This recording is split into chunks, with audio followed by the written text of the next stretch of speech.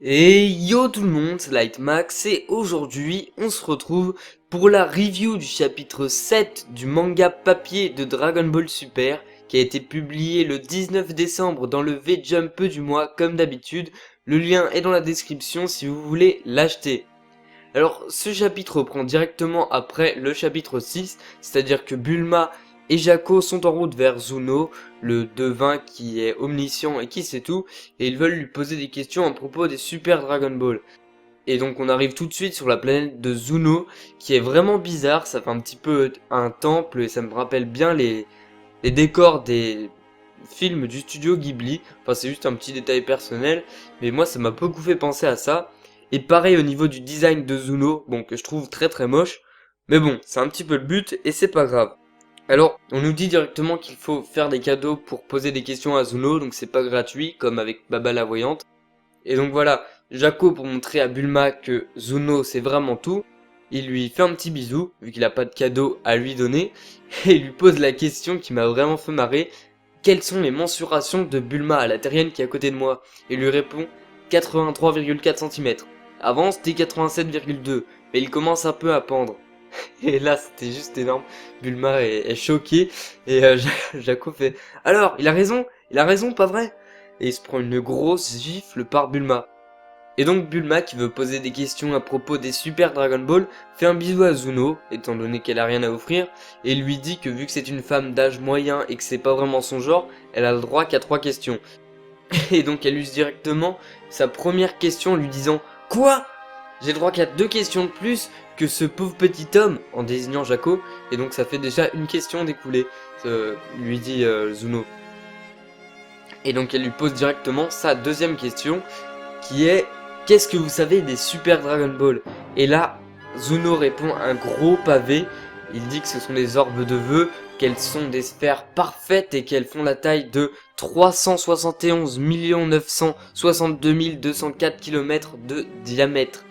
Alors, 370 millions de kilomètres, juste, ça fait à peu près, attendez, laissez-moi calculer, c'est presque 100 fois la taille de la planète Terre.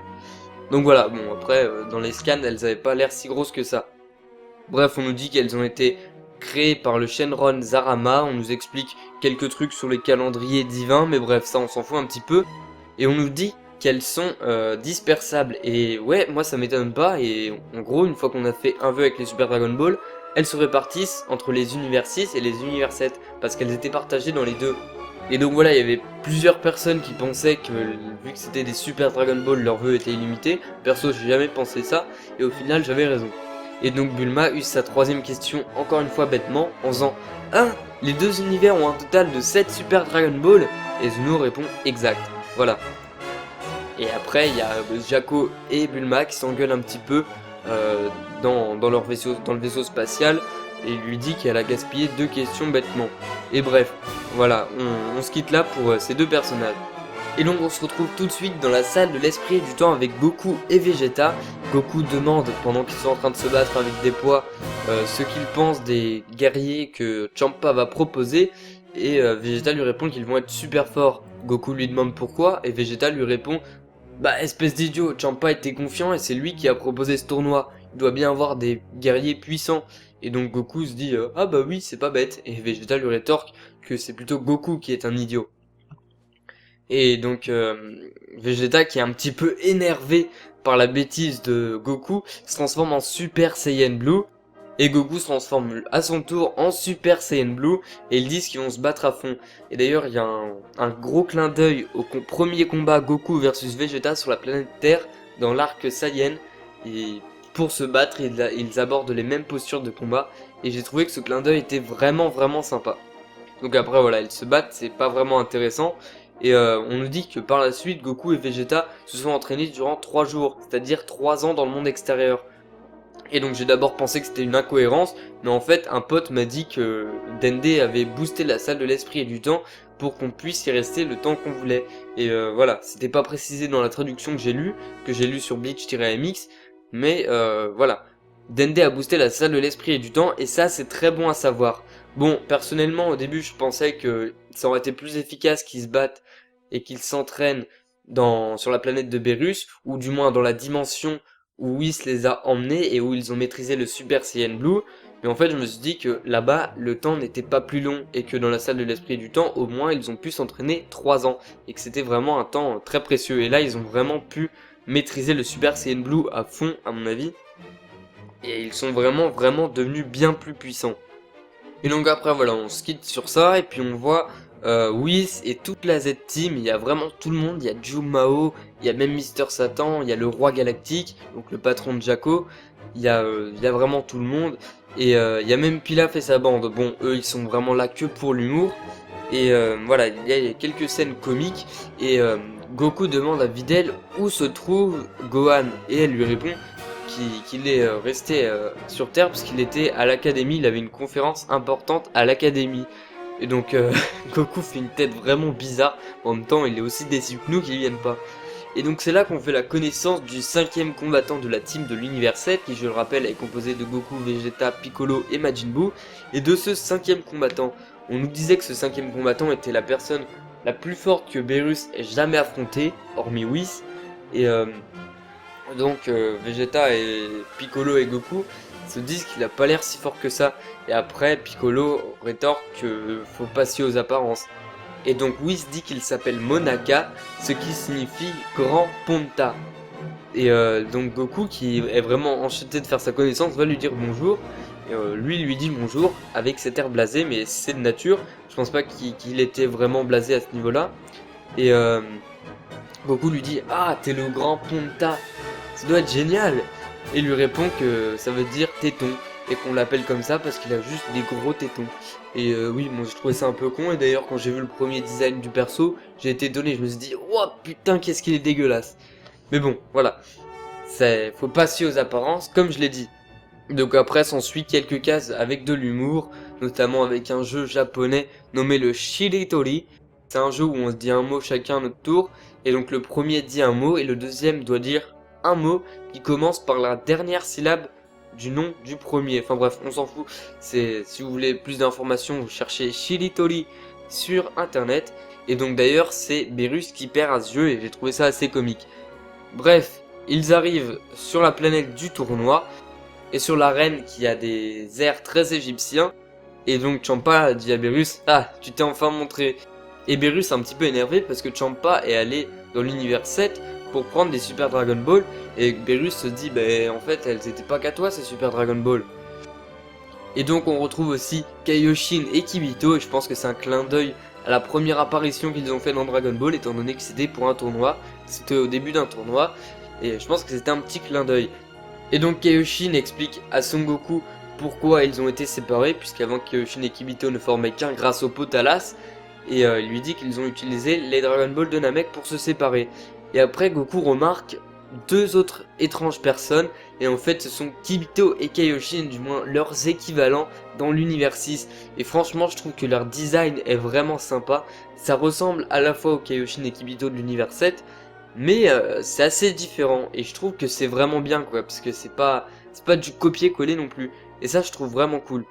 Et donc Whis appelle Goku pour lui dire que le test écrit va bientôt commencer, étant donné que Vegeta en avait réclamé un, parce que s'il venait à perdre, il voulait pas perdre contre des gars vraiment cons. Bon, est-ce que Goku va réussir à passer ce test? J'en suis pas sûr. À part Majin Buu, je pense que tous les personnages vont être assez intelligents, que ce soit dans l'univers 6 ou dans l'univers 7. Et donc on fait ensuite la rencontre des guerriers de l'univers 6. On a enfin leur sprite, leur design, et franchement, je suis à la fois content et pas très content. Content parce qu'ils ne se ressemblent vraiment pas, ils ressemblent vraiment pas à des guerriers de l'univers 7, c'est pas que des Saiyans, même s'il y en a un qui a vraiment l'air d'un Saiyan. Et donc ensuite on découvre les guerriers de Champa de l'univers 6, et franchement je suis à la fois content et déçu. Content parce qu'il n'y a pas que des Saiyans, ça va pas être un truc avec des Bardock, des rois Vegeta, des trucs à la con, ça j'avais vraiment pas envie de le voir. Donc on a un personnage qui semble être un Saiyan, donc il est assez petit, il me fait penser à un mix entre Tarble, le frère de Vegeta qui était apparu dans l'OAV Son Goku et ses amis sont de retour, et avec la coupe de Gohan ultime. il y a un gros nounours qui est assez bizarre, c'est un petit peu un Winnie l'ourson je trouve. On a un gros robot, et donc on a aussi un gars qui ressemble, à mon sens, à un Namek. Je ferai bientôt une théorie à ce sujet. Et le 5e combattant est quelqu'un qui ressemble extrêmement à Freezer. Et je pense que c'est un Arcosien. Le truc c'est que, voilà, je trouve qu'il ressemble vraiment trop à Freezer. D'une, je trouve que c'est bien trop rébarbatif.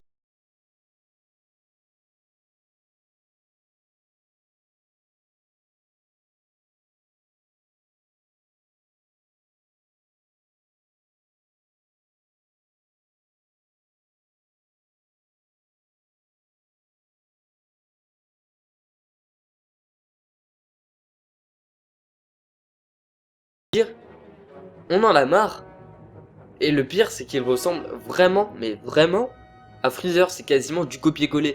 Même moi, pour vous dire, je suis en train de faire un fan manga sur Dragon Ball. Bon, j'avance au rythme d'une page tous les 2 mois, c'est pas bien flagrant.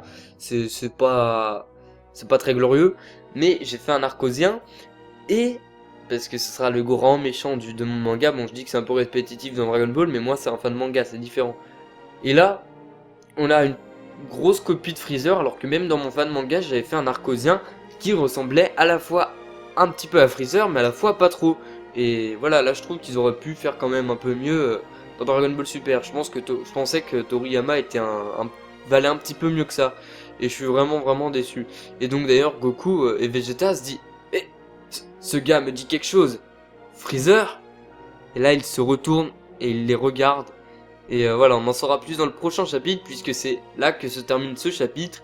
Et donc, conclusion, j'ai vraiment adoré ce chapitre. Il y avait des scènes d'humour, il y avait aussi un petit combat avec Goku et Vegeta, parce qu'ils veulent toujours faire une scène de combat par chapitre. Et étant donné qu'il n'y en a qu'un par mois, bah, je pense que c'est un petit peu nécessaire.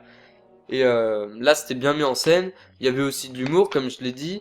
Et il y avait de la grosse surprise, pas mal de révélations avec Zuno. Et la grosse surprise, comme je l'ai dit, de voir les 5 combattants de la team de Champa. Et voilà, c'est tout pour cette review, on a mis les choses au clair. Je rappelle que si vous voulez acheter le V-Jump qui contient le chapitre 7, vous pouvez aller voir le lien qui est dans la description. Et on se dit à la prochaine pour une nouvelle vidéo, sûrement une autre théorie sur Dragon Ball Super, ou alors un nouvel épisode de Dragon Ball Xenoverse, étant donné que j'en fais pas beaucoup. Mais bon, la demande n'est pas extrêmement importante non plus. Et bref, on se dit à la prochaine pour une nouvelle vidéo. Vous êtes